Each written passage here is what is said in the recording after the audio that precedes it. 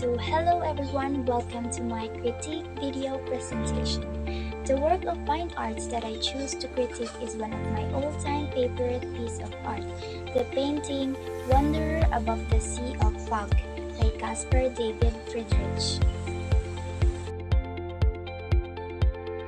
So the painting Wanderer Above the Sea of Fog by Caspar David Friedrich is completed in 1818. The oil painting is representative of the German Romantic era. It depicts a man in a coat with a cane standing on a rocky outcropping with his back turned gazing out at a violent, foggy sea. He is wearing a dark green overcoat and has a firm grasp on a walking stick with his right hand. The view has several mountain ridges, and through the fog forest of trees can be seen on top. Farther in the distance are faded mountains that rise in the left that are covered with fog. The top of the paintings is a clouded sky. The painting is true to Friedrich's style. His painting often involves self-reflection. The painting currently resides in Hamburg, Germany. Recognized throughout the entire world, it is one of the most famous and iconic romantic paintings. The medium of this painting is oil on canvas painting, with the dimensions of 94.8 centimeters by 74.8 centimeters or 37.3 inches. The element of arts presented in Friedrich's artworks, The Wanderer Above the Sea of Fog, were color scheme, spacing, positioning of the man, and environment portrayed. Color scheme. The painting is particularly gray with little variation, giving it some almost ominous atmosphere. The rocks, mountains, and fog are gray, and while the water is deep blue, the splashing of waves is grayish-white, further adding to the grayness. The sky is cloudy, so it too is gray. The man is wearing black pants and a black coat with a white shirt collar exposed, and has blondie hair. I think the extensive use of gray is meant to give ambiguity to the scene and over-exaggerated the fogginess of the area. Spacing. I touched on the spacing a little bit earlier.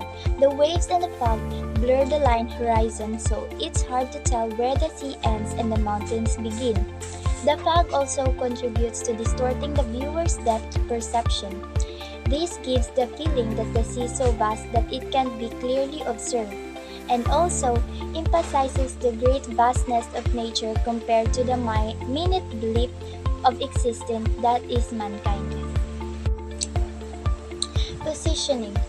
The man has his back turned so that his face can be seen.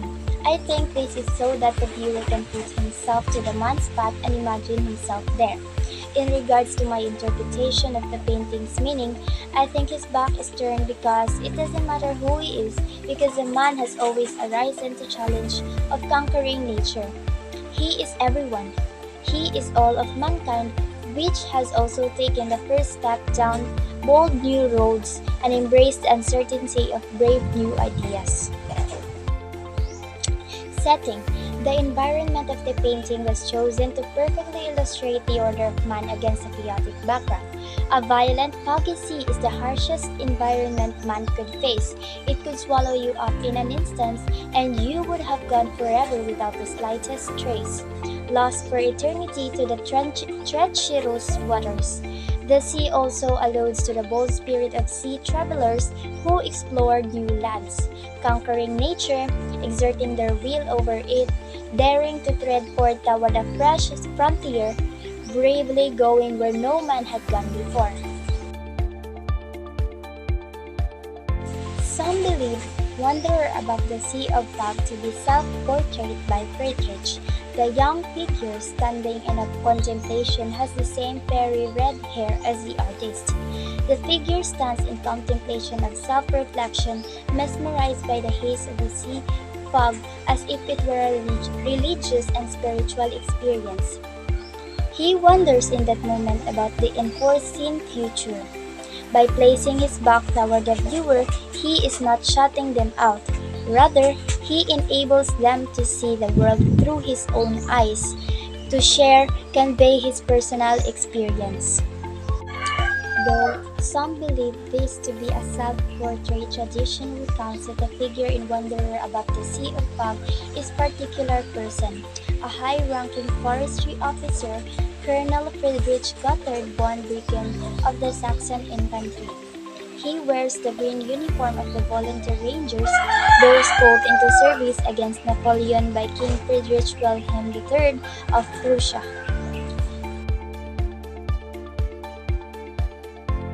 So I enjoy this painting for so many reasons. I believe it captures the spirit of Romanticism while also incorporating its own distinctly German elements to it.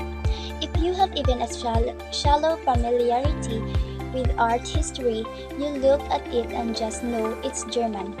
Also, there's simply the pure aesthetic appeal in the painting. It's interesting to look and the suggestion makes captivates the imagination. Other than the man, the entire scene of the painting shows the brutal might of nature. Restless waves colliding with jagged rocks below the treacherous cloud of fog. The sea reaching out beyond the line of sight with luminous mountain looming in the distance. People nowadays naively clamor to protect the environment without realizing that if it came down to it, mankind is no match for nature. Nature possesses a bigger threat to us as a species that we could ever hope to pose to the environment. We continue to exist in spite of nature. If Mother Nature really wanted to, she could wipe us off the face of the planet with a single sweep.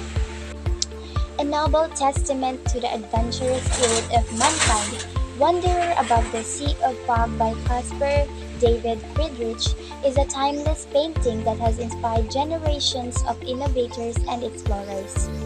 As long as there is humanity in our hearts, we will leave no stone unturned in our epic quest to master God's creation around us.